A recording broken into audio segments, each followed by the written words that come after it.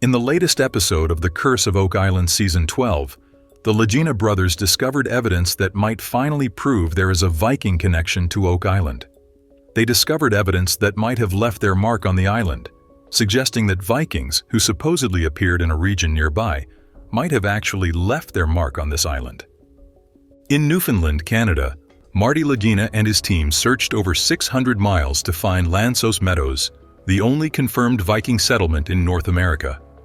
This site, discovered in 1960 by Norwegian explorer Helge Ingstad and his archaeologist wife Anne Stein Ingstad, is proof that the Norse were on this side of the Atlantic around the year 1000, long before Columbus supposedly discovered the New World. Spanning 31 square miles, Lansos Meadows has revealed 8 structures, including what seems to be a forge. The settlement has yielded over 800 artifacts so far, from everyday tools to remnants of ancient Norse craftsmanship. According to sagas, the Old Norse tales came from Greenland, and they were there to explore this new territory for resources.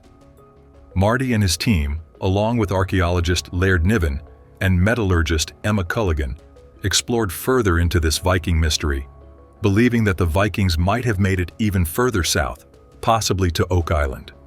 During their travels across Europe, the team uncovered clues that suggested Norse descendants may have worked with the Knights Templar, the legendary protectors of priceless religious treasures. At several locations, they found symbols and artifacts strikingly similar to those uncovered on Oak Island over the past 2 centuries. Back at Lansos Meadows, experts like Loretta Decker from Parks Canada suggest that the settlement was more like a base camp for resource extraction and regrouping, comparing it to setting up camp on the moon. The sagas mention a summer settlement called Hop, south of Newfoundland, which could be in Nova Scotia or even on Oak Island. This is not far from the truth, as butternut seeds were discovered nearby in the Lansos Meadows region, suggesting that the Vikings went much further south than Newfoundland.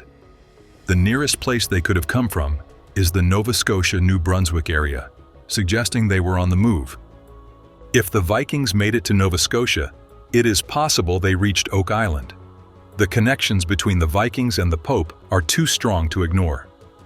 The traditional narrative about European arrival in North America is disrupted by the idea that Vikings could have explored and possibly influenced regions like Oak Island. Additionally, the ongoing mystery of Oak Island itself remains incomplete. Marty suggests that if the Vikings traveled as far south as Nova Scotia, there is every reason to believe they could have reached Oak Island. If they were moving down the Atlantic coast, stopping at places rich in resources, Oak Island might have been a perfect spot for a pit stop or more significant settlement. The question is not just whether they visited, but what they might have left behind. Doug introduces a fascinating tidbit that changes the whole narrative. The sagas mention Norse interactions with the Pope.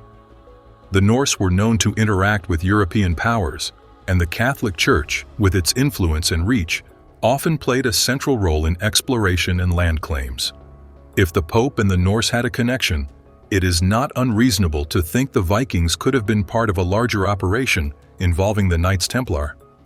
On Oak Island, traces of European activity dating back to the 13th century make the timeline more cohesive. Many of the sagas and records from this time are tied to the Catholic Church, which was not just a spiritual power, but also deeply political, and had a vested interest in expanding its influence westward. If the Norse were working under or alongside the Church, their travels to places like Newfoundland, Nova Scotia, or even Oak Island could have been part of a larger plan. The team at Lansos Meadows is exploring the possibility of connecting medieval Vikings to Oak Island, a North American mystery.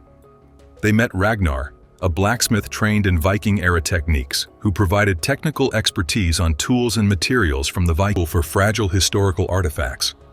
Emma Culligan's analysis did not definitively confirm its origin, but it did add weight to the theory. It was one more piece of evidence that suggests a deeper, older history for Oak Island than we previously thought.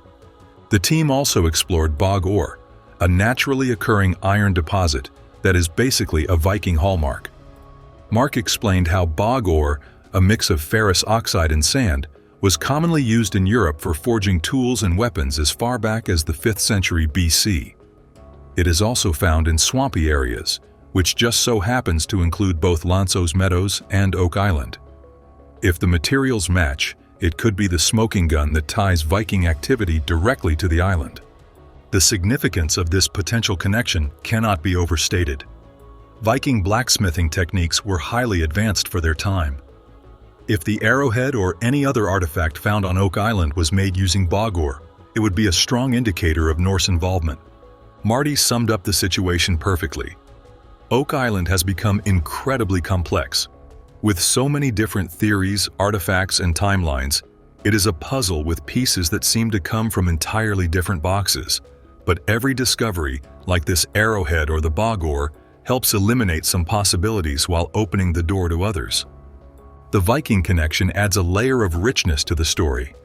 It intertwined exploration, craftsmanship, and the mystery of Oak Island in a way that feels almost too good to be true.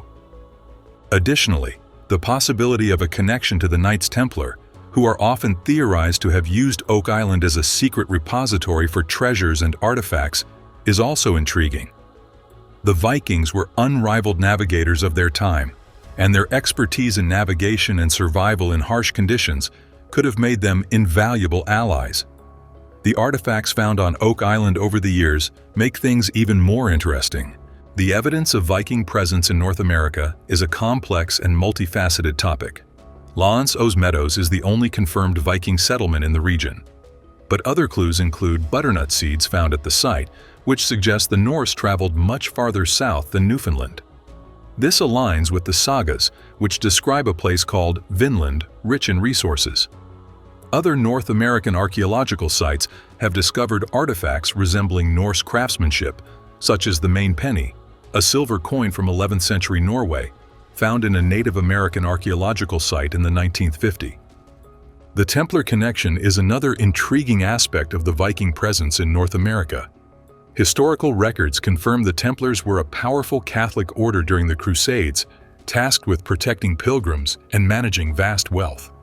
However, there is no solid evidence tying them to North America, and the theory hinges on speculation and the mysterious disappearance of Templar treasures after their order was disbanded in the 14th century. If the Templars did come to Oak Island, what could they have left behind? Proponents argue that their treasure, possibly including the Holy Grail or the Ark of the Covenant, might have been hidden in the money pit. However, no definitive Templar artifacts have been unearthed on Oak Island, and the dates don't always align with their timeline of activity in Europe. The case for Viking involvement on Oak Island gains traction with each new find, such as an arrowhead analyzed by Emma Culligan and bog ore found both on Oak Island and at Lanços Meadows. If these materials can be matched through further analysis, it would strengthen the argument for a Norse connection. However, it is essential to approach these theories critically, as every tantalizing clue has a counterpoint to consider. The Templar connection relies heavily on circumstantial evidence and gaps in historical records, while the Viking theory, while supported by physical evidence, is still far from conclusive. Skeptics also argue that the artifacts found on Oak Island could have been brought there later by settlers or collectors, and that the lack of definitive Viking structures or settlements raises questions about the Norse presence. Enduring mystery of the money pit on Lot 18 on Oak Island. The discovery was not random but deliberate, with a wooden platform made of oak beams every 10 feet below. Over the next 2 centuries, treasure hunters dug deeper and deeper, reaching depths of over 150 feet in search of whatever lay beneath. In 1795, the original dig only went 30 feet. Samuel Ball, a simple farmer, started snapping up land on Oak Island, owning lots of it, including Lot 25, Lots 8, 24, 31, 32, 30, 6, and 7. However, his connection to the money pit's discovery was not normal, as he had no connection to the discovery. In 2016, metal detection expert Gary Drayton and Oak Island historian Charles Barkhouse decided to dig into Lot 24 in search of clues that might unlock the Oak Island treasure mystery. They found coins, and as they scanned the property, pieces of history began to surface, hinting at something much bigger. Evidence suggested that British military encampments were established on the island during the 18th century, years before Samuel Ball's arrival. Fred Nolan, a treasure hunter, believed that Oak Island wasn't just about the money pit, it was part of a British military operation. He gained traction after purchasing 7 lots on Oak Island in 1963 and became fascinated with man-made stone markers scattered across the island. According to Nolan, these markers suggested not only the creation of the money pit, but also the burial of smaller treasure caches all over Oak Island. The 7 Years' War, a global conflict fought between 1756 and 1763, spread across continents, from West Africa to India and the Caribbean. After the British sacked Havana, they set sail for Halifax, traveling up the North American coast. This theory suggests that multiple treasure caches were hidden across the island, and Samuel Ball's property might have been a key hiding spot. In 2015, treasure hunter Jack Begley stumbled upon an unusual point sticking out on Lot 6, suggesting that it might have been used as a cover or back wall for something. Samuel Ball's connection to Oak Island grew even more mysterious with every discovery, as investigators turned their attention to his homestead, suggesting that his legacy might hold answers hidden just beneath the surface. In 1921, Rick and Marty Lagena discovered an anomalous void or possible tunnel near the foundation of Samuel Ball's home on Lot 25. Archaeologist Laird Niven secured a permit for further investigation, believing that Samuel's choice of Lot 25 could have been intentional due to his knowledge gained during his time in the British military. As the team continued their investigation, more questions arose about Samuel Ball's wealth, his property, and his sideline business. Samuel Ball's house was built during the 18th century, making it rare for someone of his background. The discovery led to the discovery of a hidden tunnel beneath his home, which was solidly built but appeared empty when a camera was inserted into the void. Further investigations revealed that Samuel Ball's property was not just a home, but an operation, with multiple outbuildings scattered across the land and extensive cleared land. In 2025, a fabric artifact was found while sifting through spoils removed from the homestead, which turned out to be part of a British Navy jacket. The estimated time period for this discovery is 1804 to 1825. One of the most significant discoveries tied to Samuel Ball's life is a gold-gilded Master and Commander Officer's button from the British Royal Navy. This button, which was responsible for loading Royal Navy ships, is considered significant as it ties Samuel Ball directly to the British Navy after the discovery of the money pit. Some speculate that Samuel Ball was trading with the British Navy, keeping his connections and involvement with them. Another clue in the investigation was a well on Lot 26, which never froze, no matter the temperature. Geoscientist Dr. Ian Spooner and archaeologist Laird Niven collected water samples and organic materials from the well, which were found to be one of the only silver hits outside the money pit. This raised a tantalizing possibility of the tunnel under Samuel Ball's homestead being connected to this mysterious well. Samuel Ball, a renowned landowner and enslaved teenager, was a significant figure in the history of Oak Island, Nova Scotia. His extraordinary life, including his wealth and property, has left an indelible mark on the island's enigmatic history.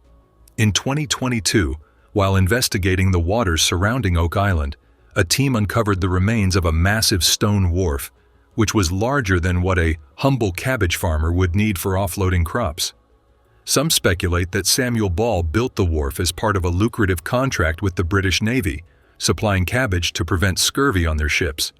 Others wonder if it served a more secretive purpose, possibly linked to smuggling or even safeguarding treasure. The possibility that Samuel Ball was more than just a farmer grows stronger with each discovery. Some believe he might have been entrusted by the British military to guard the treasure on Oak Island, ensuring it remained safe until the Crown could reclaim it. Naval buttons found on his property suggest he maintained ties with the military, and the scale of his operations point to activities beyond farming. By the time of his death in 1842, after over 60 years on the island, Samuel Ball had amassed not just wealth and property, but a shroud of mystery that endures to this day. His extraordinary life continues to captivate historians and treasure hunters alike, leaving an indelible mark on Oak Island's enigmatic history.